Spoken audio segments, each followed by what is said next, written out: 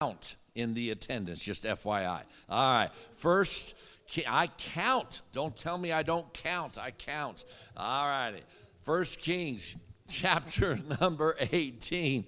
And look down, if you would please, at verse number 21. All right, y'all glad to be here this morning?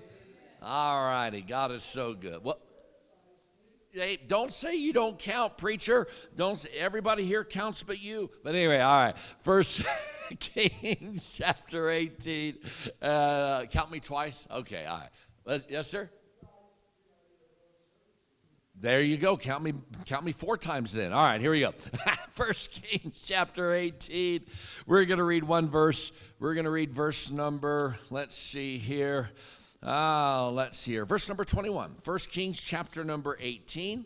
And we're going to use our Bibles about a half a dozen times this morning. If anybody needs note papers, we have them. If anybody needs pens, you can let one of the ushers know. We have those as well. All right. First Kings chapter 18, look down at verse number 21. The Bible says, And Elijah came unto all the people and said, How long halt ye between 2 opinions? If the Lord be God, follow him. But if Baal, then follow him. And the people answered him not a word. I want to speak to you on this topic this morning. Make a choice. That's the title of my message. Make a choice. Let's have a word of prayer. Heavenly Father, thank you, Jesus, for being such a wonderful God. Oh, Lord, it's so wonderful to know you, to be saved. Thank you, Lord, for this dear church. I love Hopewell Baptist Church, and I sure do love the people that come and make this church special in what it is. Now, Lord, please meet with us in a real way this morning. We need you, Jesus. We just do. And, Lord, help us. I pray, Lord, that you'll give me your Holy Spirit power. I pray, Lord, for the mind of Christ, as I always do. And then help everybody here to have ears to hear, heart to receive, and a mind to comprehend. And Lord, all throughout the day, we've got, let's see here, 4 different services throughout the day. Lord, I pray if anybody comes to church today that needs to be saved, Lord, help them to get saved today. Anybody who has been saved or is going to get saved that needs to get baptized, Lord, help them to get baptized today.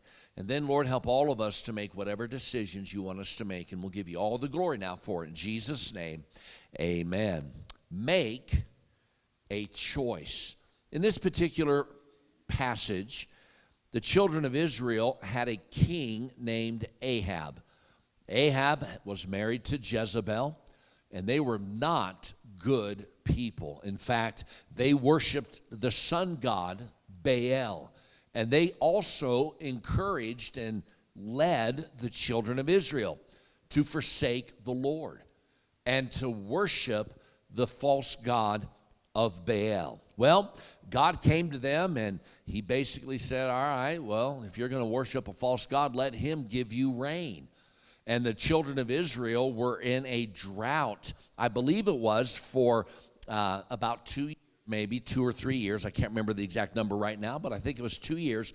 It had not rained one day in that entire time. And so the people were hurting. And they were like, man, we need help, you know. And so Elijah came to them and he challenged the prophets of Baal. I believe there were 450 of them. And he said, let's see if what God's real. I'll call upon my God, you call upon your God, and we'll see what God reigns by fire. That's going to be the God that is the God of Israel. And so that's what Elijah did. He took the challenge to the prophets of Baal and also to the children of Israel. He gathered all the prominent people in Israel, and it says in verse 21, Elijah came unto all the people and said, How long halt ye between 2 opinions? If the Lord be God, follow him. But if Baal, then follow him. So what he was saying was, look, make up your mind. Make a choice. It's either the God of the Bible or it's Baal. Choose one or the other, but stop coming to God. Lord, I need you. And then worshiping Baal. I need you, Baal. Make up your mind. And it says the people answered him not a word. Now, as the story goes on, there was that challenge, and then, of course, the prophets of Baal Baal doesn't exist. He's a false god. He couldn't answer by fire to consume the sacrifice, but the Lord did.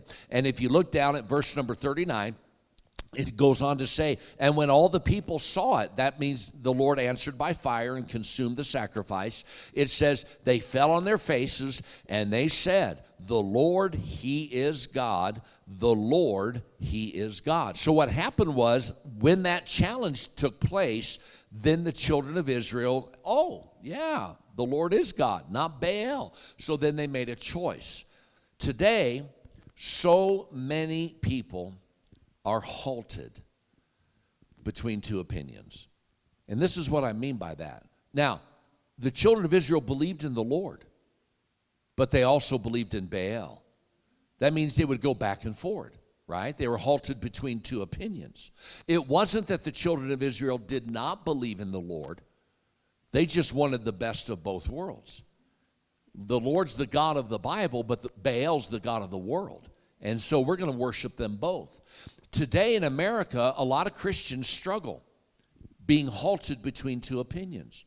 They come to church on Sunday and they believe in the Lord on Sunday, but then Monday through Saturday they believe in the God of this world. Now, it may not be Baal, but it may be the god of money or the god of, materialism or just the god of self-worship. I'm going to do what I want. And that's the basis of humanism. Is you decide what's right. You decide what you do. You follow your own heart and do what you want. Now, a lot of people are halted between two opinions. Listen to this. It's time to make a choice. It's time to make a choice. Turn over to Mark chapter 3. Mark chapter 3.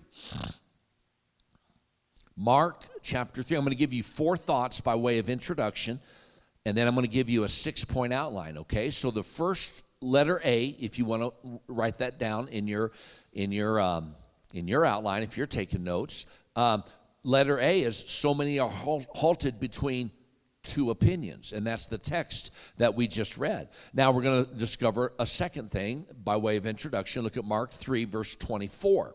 Mark chapter 3, and if you would please look down at verse number 24. Now, in verse number 24, the Bible says this, and if a kingdom be divided against itself, that kingdom cannot stand.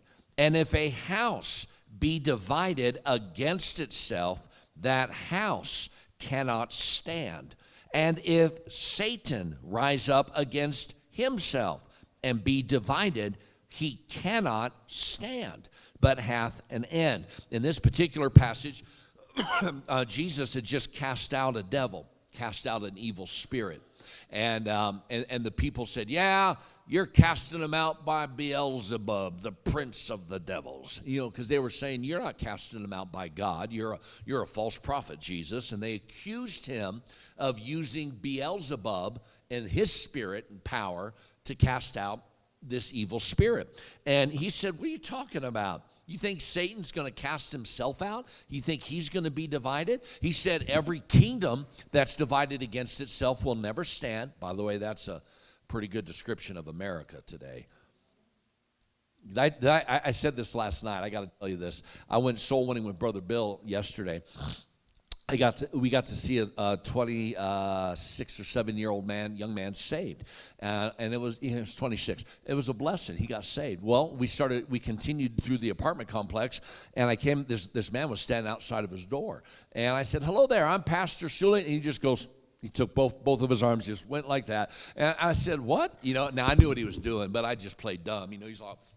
Going like that. I said, well, what's going on? He says, get out of here. Just go on to the next person. And I said, well, what are you talking about? I said, I'm just trying to meet folks. He goes, I don't want to talk to you, you Trump supporter. And I said, what are you talking about? All that you did with Trump, you ruined our country. Just get out of here. And I'm like, and then of course he had a neighbor that was down at the other end who is a Trump supporter. And then he started chiming in and said, I'll just leave them alone. Trump ain't ain't done nothing to hurt our country, you know. And he's all, I said, look, I don't know. I said to him, I don't know what you think I did, but I didn't do anything with the Trump campaign or do anything for Trump. He said, all you religious people, just get out of here. You ruined our country. I'm like, all right.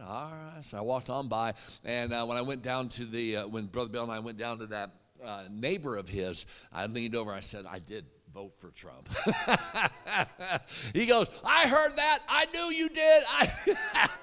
So, but here's the way that a lot of Democrats and liberals view. If you don't vote like they want you to vote, you're the enemy. You're the problem, and they want you out, you know. And a lot of times when it comes to politics, it's terrible. We're so divided. It wasn't this way years ago. I mean, it really wasn't. I mean, it used to be that we were all Americans, and whoever we voted for, we kind of respected each other. But now it's so divided. I mean, there's so much angst and anger. If you don't vote like someone else votes, then they want you out of the country. And that's division. It's sad. But the Bible says every kingdom divided against itself cannot stand. And then it says a house divided against itself cannot stand. So listen carefully. Letter B, I wrote this down as far as my outline is concerned, is simply this. We often find ourselves divided. We often find ourselves divided. Now, we have two opinions. A lot of us do. We love the Lord on Sunday. We love ourselves Monday through Saturday. Or the God of this world, something else besides the Lord. Then, a lot of times our houses are divided. Whether it's a husband, and by the way, husband and wife, I mean, you're supposed to be equally yoked together, not unequally yoked. You know, parents and children are supposed to be going in the same direction. But a lot of times in our society, houses are divided. So it's time to make a choice. It really is. Look over, if you would please, to Genesis chapter 49. Genesis chapter number 49. Genesis chapter number 49. And look down, if you would please, at verse number 3. Genesis chapter number 49. Again, this is all by way of introduction. And I'm trying to drive home the thought, it's time to make a choice. We need, as individuals, those of us that are here, I can't speak to anybody who's not here, it's time to make a choice. Look at Genesis 49, verse number 3. Jacob is talking to his 12 sons, and it says this, Reuben, thou art my firstborn, my might, and the beginning of my strength, the excellency of dignity, and the excellency of power. Now, that's pretty high praise for his son, right? But look what it says in verse 4. Unstable as water, thou shalt not excel. Because thou wentest up to thy father's bed, then defilest thou it. He went up to my couch. Okay, verse number 4. Jacob talks about his son Reuben. He said, you know what your problem is, Reuben? With all the potential, he says, you're the beginning of my strength, the excellency of dignity, you're the excellency of power, but here's your problem. You're unstable as water, and because of that, thou shalt not excel. So the third thing, or letter C, by way of introduction, we often are unstable. We're unstable Christians, and that's why we don't excel. You see, every one of us have the potential to excel in our Christianity. Don't just exist as a Christian. You've heard me say it before. Don't get to heaven and God hands you a T-shirt and it says, at least I'm here. You don't want to be that kind of Christian. You don't want to get to heaven and have nothing to show for your life. You don't want to just be saved and that's it. Well, I'm here. No, excel as a Christian. Now, what is the problem that most of us don't excel? We're unstable, like Reuben, unstable as water. What does that mean to be unstable? That means this, we're not grounded, we're not planted. It doesn't take much to blow us over. to get us away. Why? Because we're unstable. But you see, when you get planted, it's the old story that Jesus taught in the Gospels. The house that was built upon the sand, the rains and the storms came, and great was the fall of it because the foundation was sand. You know what sand is? It's unstable. But then he said the house that was built upon the rock, the same storm came. And the rain came and the storm did beat, but the house on the rock stood firm. So what happens is if we don't have the foundation of a rock, and if our foundation is sand, then we're unstable. And by the way, it doesn't matter if you're on sand or if you're on a rock, you're going to face a storm. Everybody does. It's impossible to live your life without trials, persecutions, hard times, storms, and difficulties. They're going to come. The reason we don't excel is because we're unstable. We have an unstable foundation. It's time to make a choice. Let's look at one last passage, and then I'll give you the outline. James chapter 1. Go now to the New Testament. James chapter number 1. It's right after the book of Hebrews. James chapter number 1. And look down. We're going to start reading in verse number 5. James chapter number 1, and look at verse number 5. So far, when it comes to making a choice and why we are in the situations and the place that we are in society, and also as individual Christians, we often are halted between two opinions. Our houses are divided. We don't have a solid foundation. We're unstable. And then look at verse 5 of James chapter 1. If any of you lack wisdom, let him ask of God, that giveth to all men liberally and upbraideth not, and it shall be given him. But let him ask in faith, nothing wavering. For he that wavereth is like a wave of the sea, driven with the wind and tossed. For let not that man think that he shall receive anything of the Lord. A double-minded man is unstable in all his ways. The fourth, or letter D by way of introduction, is this. We often waver in our faith. We waver in our faith. That means this. Sometimes we believe God will hear us. Sometimes we don't. Sometimes we believe in prayer. Sometimes we don't. Sometimes we believe that the Christian life is the best way to live. Sometimes we don't. We waver, right? So here's what God says. If you need wisdom, I'll give it to you. I'll give it to all men liberally. That means freely. I'm not going to upbraid you. I'm not going to rip your face off if you don't have wisdom. I'll give it to you. But here's the one condition. He says you got to ask in faith. That means believing. He says nothing wavering. And then it actually says, let not that man think that he shall receive anything of the Lord. Not just wisdom, but anything. You see, if you waver as a Christian, it's going to hurt your prayer life. Every once in a while people are like, where was God when I needed him? He wasn't there, so I don't believe in him anymore. I'm not going to church, or I'm not going to, I knock on doors, and often I'll come across someone who had a difficult time, who will say, God wasn't there when I needed him. Well, chances are, and I don't ever say this to them, I don't say, Frank, I'll tell you your problem.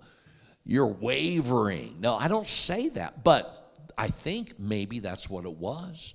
Because the Bible says if you waver in your faith, you're not going to receive anything from the Lord.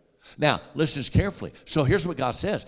If you want to please God, you must please him with faith. Without faith, it is impossible to please him. So don't go back and forward with your faith. Don't waver. It says, it gives the example, like a wave of the sea driven with the wind. All right, so what's the wind represent? The circumstances of life. You get a flat tire? Where are you, God? Why'd you let me get a flat tire? What kind of God are you? That's like the circumstances, right? Or let's say illnesses, right? Miss Judy, I'm so glad that even though you got that bad diagnosis and your health is not the best, you said, I'm here. I'm here. You're not here because necessarily you feel good. You're here because in your heart, you love the Lord, right? And you want to be in church. You see, when if circumstances hurt your faith, that means you're wavering. You like the wind blowing the waves of the sea. And God says, if that's how you are, if you waver in your faith, you're just not going to receive anything from the Lord. So here's what God says. Make a choice.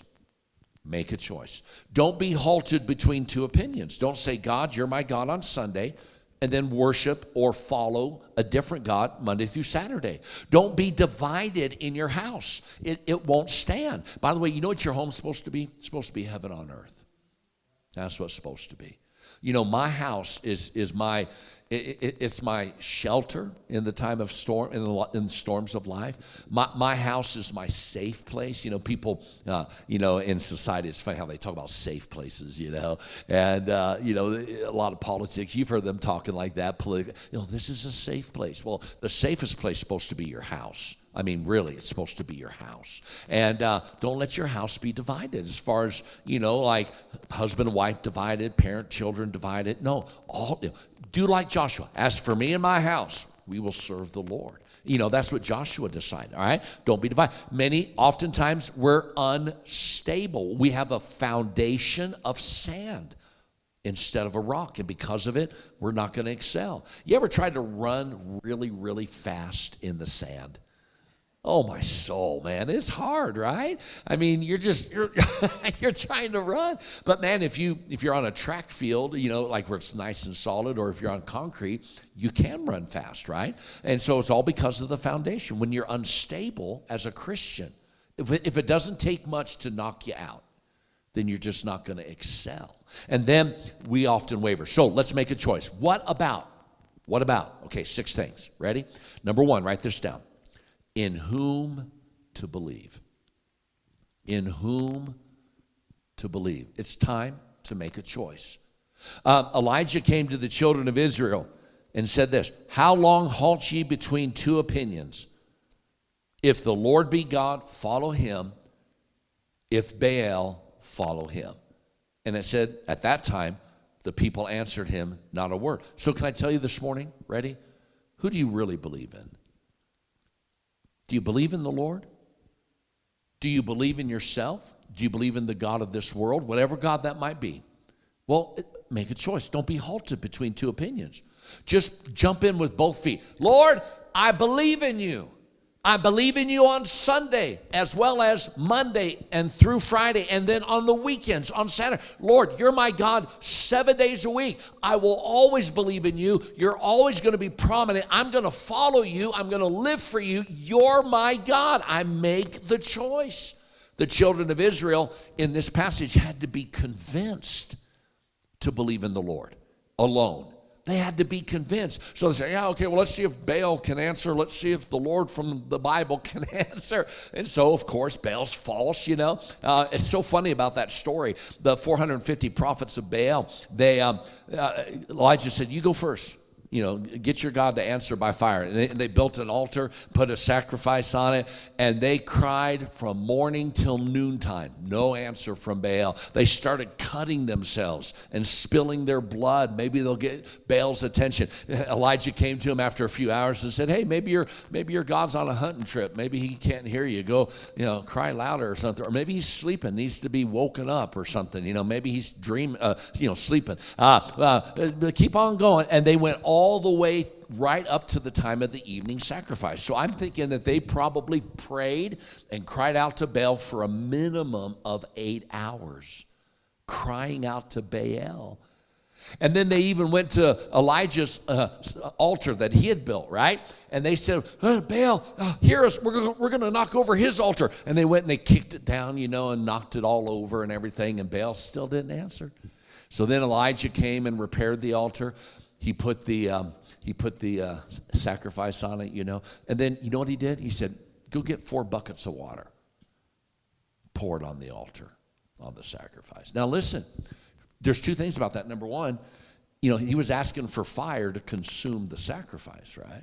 Well, water is a deterrent for fire. It's not an accelerator like gasoline. It's a deterrent, right? So he was trying to show how strong God is. But then secondly, he was saying, water was a precious commodity. It had been 2 or 3 years since it rained. And here he is pouring the water out when they could have drank it, right? He did it 3 times. Pour it again, pour it again. Go get more buckets, pour it again. And then he had a 61-word prayer. Probably took him less than 30 seconds to pray it. And fire fell from heaven. And everyone knew the Lord is God. But they had to be convinced. It's so sad that often, with all that God has done for us in our lives, all throughout our lives, how much he's taken care of us, so often we still, again, need to be convinced. God, if you're real, do this. I mean, I'm sure God up in heaven is like, how many times do I have to show you that I'm real? But that's what Israel was at. I mean, God had brought them out of Egypt, the Passover. God brought them through the Red Sea, the Jordan River. 40 years he took care of them with manna from heaven and gave them water out of a rock for 40 years, and then gave them the promised land. They conquered all their enemies. He did all of this for them. And he's like, you still don't know if I'm God? You still need to be convinced? Listen, don't live your life halted between 2 opinions on whom to believe. Make a choice, stick with it, live with it for the rest of your life. Make a choice in whom you believe. Number 2, look at 1 Corinthians chapter 10. Go to 1 Corinthians chapter 10. 6 areas to make a choice in. 1 Corinthians chapter 10. And look down if you would, please. Let's see here. I'm in the wrong place. What a blessing. Maybe it's second. Yeah, it's not 1 Corinthians. Oh, my soul. Let's try 2 Corinthians. Let's see if that's it. All righty. No, it's not. All right. Let me see here. Where am I at? All righty. What did you just say? Amen. Bring it on. What do I normally say? Do I say open anywhere, it's all good? That's what we're doing right now. Open it anywhere, it's all good. 1 Corinthians chapter 10. That's not chapter 6. All right, there we go. 1 Corinthians chapter 10. There we go. Now, look down at verse number 20. I can't read this morning. In my notes, it actually says 1 Corinthians chapter 10. It says it in my notes, and I said to turn to chapter 6. What a blessing. All right. Don't turn 50. If you're under 50, just stay under 50.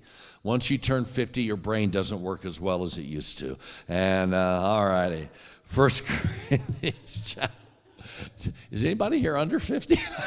Oh, wait, yeah, Josh is. He's 29. All right. Brother Bill, you're 73, man. You're not under 50, but here we go. All right. 1 Corinthians chapter 10. All right, there we go. Look down at verse number, let's see here, verse number 20. 1 Corinthians chapter 10, look at verse number 20. But I say, the things which the Gentiles sacrifice, they sacrifice to devils and not to God. And I would not that ye should have fellowship with devils. Ye cannot drink the cup of the Lord and the cup of devils. Ye cannot be partakers of the Lord's table and of the table of devils. Do we provoke the Lord to jealousy? Are we stronger than he? Number 1, I said, make a choice in whom to believe. Number 2, write this down. Make a choice where to be nourished. Where to be nourished. You know what God says here? He says in verse number 21, ye cannot drink the cup of the Lord and the cup of devils. Ye cannot be partakers of the Lord's table and of the table of devils. Okay, here's what God was saying. You know, what does tables in this verse represent? It represents food, right? What does a cup represent? What you drink, right? So here's what God says. And why do you eat food? Why do you drink anything? It's to nourish your body, you know, because you need physical strength. So God says here, you either go to me and my table to get nourishment, or you go to the devil's table to get nourishment. He says, you figure out. He says, but it says, do we provoke the Lord to jealousy? What does that mean? Here's what that means. God's your Savior, right? If you're saved, he says, why are you going to the devil to get your needs met? Why do you think the world can provide for you better than I can? He says, make a choice. You know, in essence, you know, it's kind of like what tithing is all about.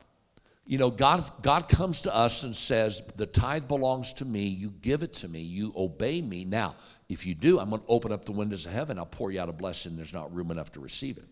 Now, there's not a single Christian in this room or in our church who would say, I don't want God to open up the windows of heaven and pour out a blessing. There's not room enough to receive it.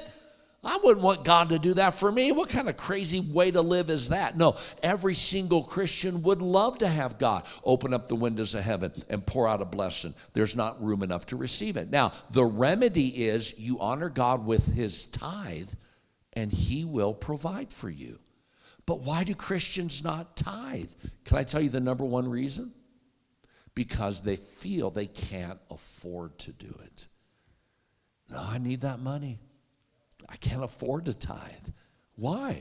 Because I got to take my money and I got to use it differently because I got to take care of my own family or my own needs or my own bills or whatever the case may be. So here's what they're doing. They're going to the devil's table, if you please, to provide.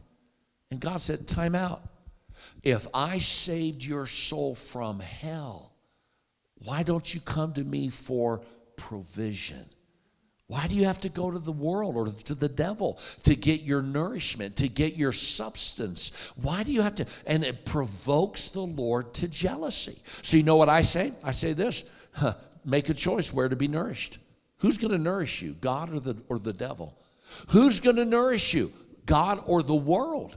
You know, or yourself. It doesn't matter, but God says make a choice. I decided when I was 17 years of age, I was going to put my life in God's hands and let him nourish me.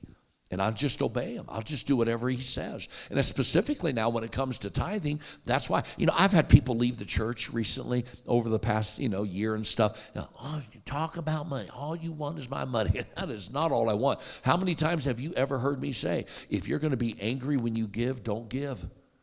Just keep your stinking money. God loves a cheerful giver. You know, I give cheerfully. My wife, I looked it up. My wife and I have given $36,000 to the Lord's work this year. This is the largest year of our giving in all 28 years that I've been pastoring this church.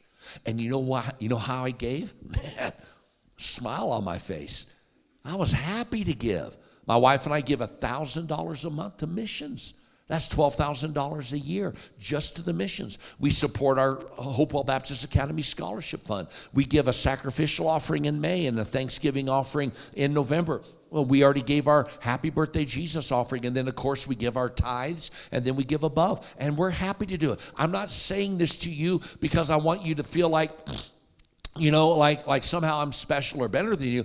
I'm saying to you that I'm giving so that you know I'm leading by example. And the truth of the matter is, we need to understand, look, I made a decision when I was 17 years of age. I am always going to do what God says when it comes to finances because I want God to provide for me. And here's all God says. It says, make a choice where to be nourished. You can't go to the Lord's table and the devil's table at the same time. Why? Because that provokes God to jealousy. What table do you want to go to? Make a choice.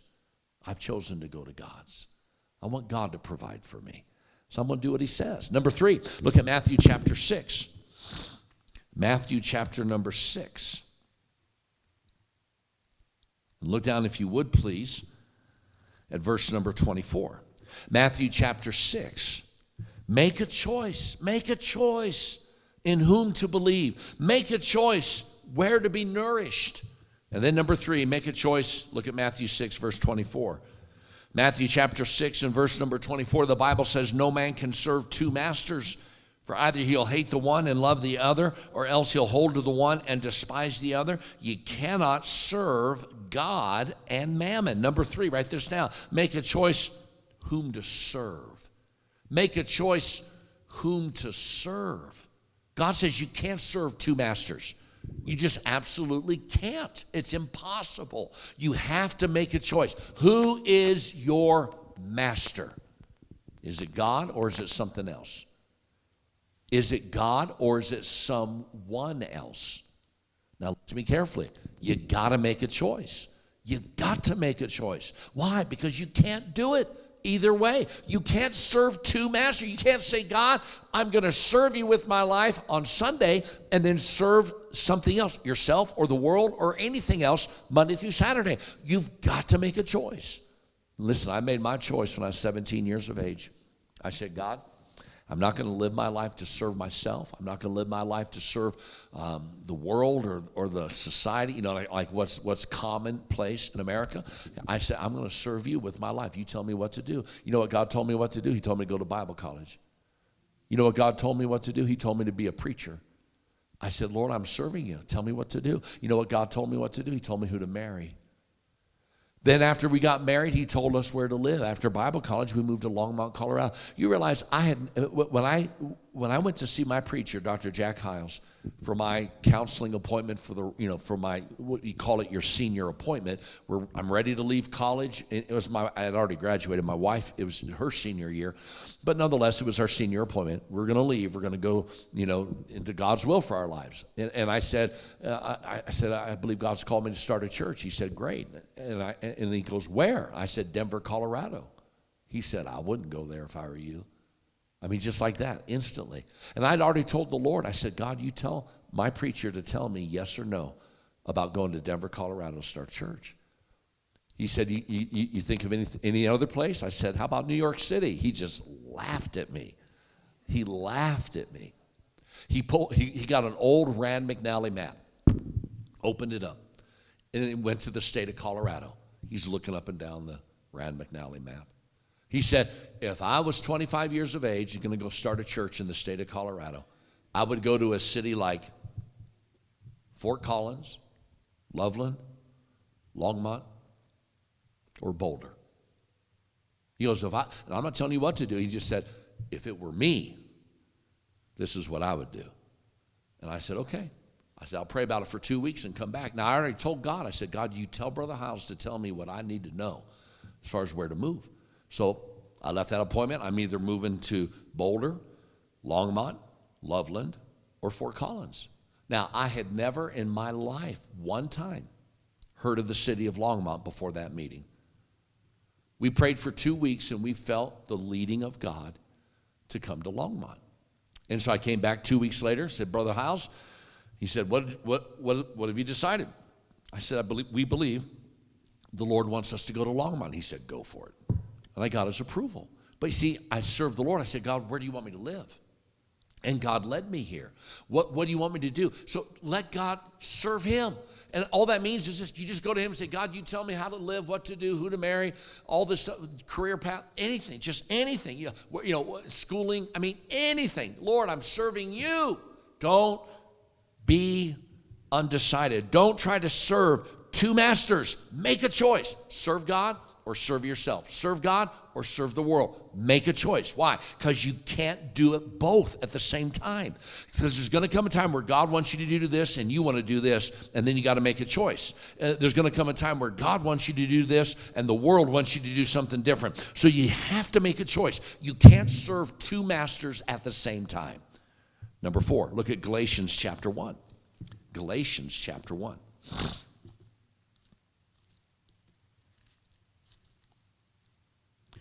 Why'd you come to church this morning? Did you come just to feel good? Or did you come to be inspired to be a better Christian? If you let the preaching of the Word of God inspire you and let the Holy Spirit of God convict you, you can be a better Christian. You really can. Galatians chapter 1. Look down, if you would, please, at verse number 10. Now watch this now. For do I now persuade men or God? Or do I seek to please men? For if I yet pleased men, I should not be the servant of Christ. Number 4, write this down. Make a choice in whom to please. Make a choice in whom to please. Do you know why okay, listen. Who are you pleasing in your life? Are you pleasing the Lord or are you pleasing a person? You got to make a choice. Look, I've had so many times, it's an old story. It's an old story. Back in 1997, I led this lady and her daughter to the Lord. She came to church. They came to church on a Sunday night, and they both got baptized. And they were so excited. Oh, my soul, they're so excited. They came home. I dropped them off. I picked them up. I dropped them off at their house. Her mother-in-law lived across the street. As soon as I dropped her off, instead of going into her apartment, she went across the street, knocked on her mother-in-law's door. Her mother-in-law came to the door, and she said, guess what happened tonight? She said, what? Me and my daughter, we got baptized tonight. And her mother-in-law said, you are so stupid. That's exactly what she said. And the lady went from to just like that. And she got deflated by her mother-in-law. So then she went home. The next week, I went by on Saturday and said, okay, do y'all need to ride to church this Sunday? She goes, I'm not coming. Because she said last Sunday, I'm coming, pick me up next Sunday. She goes, I'm not coming. I said, why not? And she told me the story. And you know what she decided? She was going to please her mother-in-law, not please the Lord. And that lady never, ever, ever, ever, I mean, that's 1997, never came back to Hopewell Baptist Church. Now, I don't know if she's ever gone to a different church. I mean, I lost track of her, right? I mean, I'm not going to, if someone tells me I'm not coming to your church anymore, I'm just, okay, I'm sorry. I'm not going to try to make you come. The last thing I want is someone to come to this church against their will, right? I'm not trying to make anybody come. Nobody put a gun to your head and said, come to church this morning. Except for Jack, I did. He's my son. But anyway, no, I didn't put a gun to his head. But no, the only person that ever comes to church against their will probably is a child when the mom or dad drags them. But anyway, other than that, every one of you came because you chose to come. Now watch this carefully. God says, who are you wanting to please? You got to decide. You got to make a choice. Are you going to please God or please your spouse? If your spouse wants you not to live for God. Are you going to please God or please your children? If your children want you not to live for God. Now, if you're a child, obviously there's nobody here that are children. But when you become an adult, okay, you got to decide. Am I going to please God or am I going to please my parents? You see, you have to make a choice. Who am I going to please? God literally said, Paul said, he said, for do I now persuade men or God? Or do I seek to please men? If I yet please men, I should not be the servant of Christ. Here's what he's saying. If man wants me to do this and God wants me to do this, who am I going to please? Because I can't please both. My family knows this. I am going to live my life to please God. Now, I thank God that God's given me a supporting wife. She's with me the whole step of the way. And I'm glad. But if my wife ever came to a point where she said, I ain't doing this anymore. I may not be allowed to be a pastor, but I'm still going to go to church. I'm still going to go soul winning. I'm still going to please God. Now, obviously, if I'm a pastor, I've got to have my wife with me, right? I mean, she's got to be with me in order for me to be a pastor. But I'm still, no matter what she decides, I'm going to please God the rest of my life. My children, all my children grew up in my home. Every single one of them, they had to go to church with me whenever I went to church, and it's just the rule of the house, and that's just the way it was, and they did. But when they became adults, some of them decided not to go to church anymore. But I'm still going to go to church. I'm going to please God, not my kids. I'm not going to look at my kids and say, oh, you don't want to go to church? Okay, I'm not going to go either. No, I'm going to please God. Why? Because I've made a choice. If I have to please God or man, the choice is easy. I'm pleasing God. Okay, Governor Polis, 2.5 years ago, said, close all the churches because of COVID. That's what he said. You know what I said? Okay, God wants church to be open. Polis wants churches to close. Who am I going to please? Oh, by the way, don't you even come to me and say, well, God says you're supposed to obey the government. Oh, yeah, so if the government says you're not allowed to have a Bible, we're going to burn all the Bibles in the country, you're going to let them do it? There's no way. God says we ought to obey, and the Bible says we ought to obey God rather than man. So if God says to do this and man says to do something else, even if it's the government, you are not obligated to do what the government says. So you know what I decided with COVID? It would please God to keep the church doors open. You say, well, that's unsafe. Well, then stay home and watch live stream. I gave everyone a choice. I said, come to church if you want to. We'll live stream it. You can watch it at home if you want to. But we're going to keep the doors open. We're never going to close. We did not close one day. Not one day. Why? Because it pleased the Lord. So see, it's not just family. Okay, how about friends? Okay, here's the deal. A friend comes to you and says, let's go drinking tonight. Let's go party. Let's go get stoned. Let's go do something that's worldly and sinful. You got to say, am I going to please God or am I going to please them? A lot of times we do what our friends say, right? Hey, they want us to go drinking. Let's go to the bar. All right, let's go. Okay, let's suppose someone invited you to a Broncos game on Sunday morning. First of all, don't go. You're going to be disappointed. I mean, it's just, you're going to be, oh, my soul. Today the Broncos play the Chiefs. Why are they even playing? They should just forfeit the game. I mean, it's over. I mean, kickoff hadn't even happened. It's over. I mean, it's probably going to be 38-3. I don't know, something like that. Crazy nonsense, right? But listen, if someone comes to you and says, let's go to a sporting event instead of going to church, are you listening? So what would please God? Going to a sporting event on Sunday or going to church? Going to church. So who are you going to please? You see, you've got to make a choice. You can't please both at the same time. I chose to please God.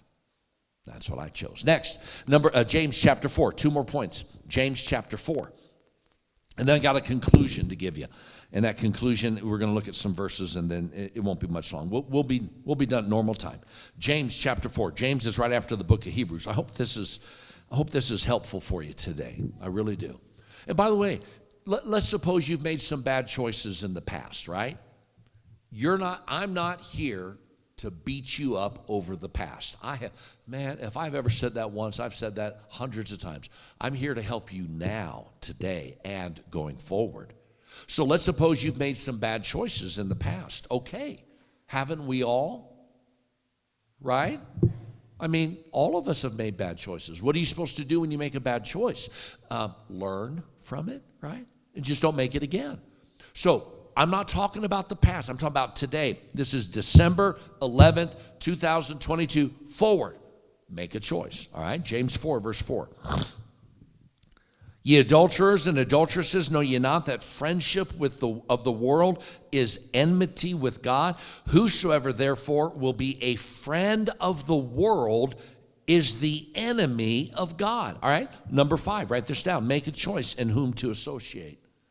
Make a choice in whom to associate. Do you want to be a friend of the world? Okay, watch this now.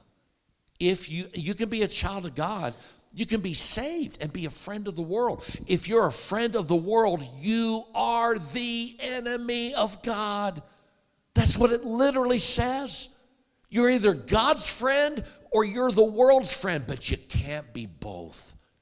Now, make a choice in whom to associate. Do you want to be a worldly Christian or do you want to be a godly Christian? What's your association? Do you want to have worldly friends or do you want to have godly friends? Make a choice. Who's your association?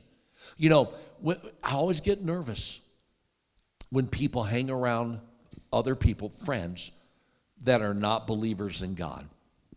It's just a matter of time before their whole Christianity falls apart. It's just a matter of time. The Bible says, be not deceived. Evil communications corrupt good manners. No matter what, evil communications will corrupt good manners. Don't be deceived. Don't sit there and go, it won't happen to me. Yes, it will.